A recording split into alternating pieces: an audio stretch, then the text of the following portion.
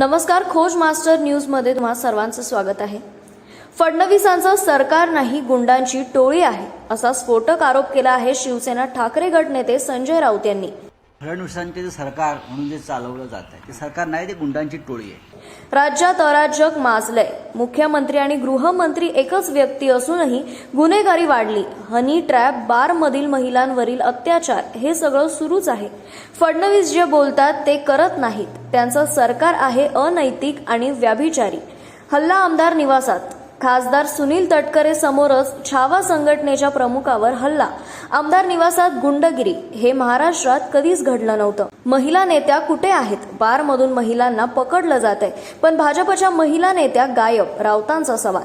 हनी ट्रॅपवर स्फोटक दावा। 4 मंत्री हनी ट्रॅपमध्ये अडकले। फडणवीस खोटं बोलत आहेत। ही लोकवेश पलटून जात होती। सीडी दाखवल्या जात होत्या। सत्य सामन्याच्या अग्रलेखातून बाहेर येईल असं राऊतांनी स्पष्ट केलं। महाराष्ट्र सरकार कलंकित करतंय। राऊतांच्या या आरोपांनी राजकारणात खळबळ उडाली आहे।